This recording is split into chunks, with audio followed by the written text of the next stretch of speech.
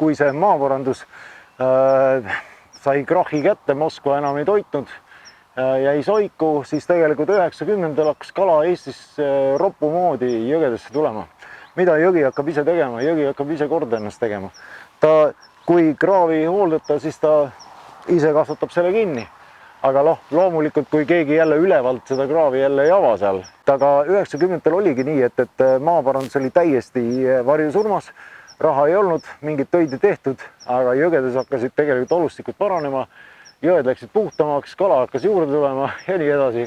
Aastal 2011 sai põllumajandusministeerium, oli siis, eks, nüüd on ta maaeluministeerium, said Euroopa rahad kätte ja hakati kõike seda, mida 70-ndal loodi, kõik need kraavid, eesvoolud ehk et siis need jõgedes olevad lõigud nii-öelda, need siis kuni 21. aastani on kõik rahad taga ja Eestis muudkui tehakse neid töid ja puhastatakse neid kraave täpselt samamoodi neid, mida nõukaaeg tegelikult siia rajati, rikkudes Eesti looduse, hävitades tegelikult paljud märgalad ja nii edasi.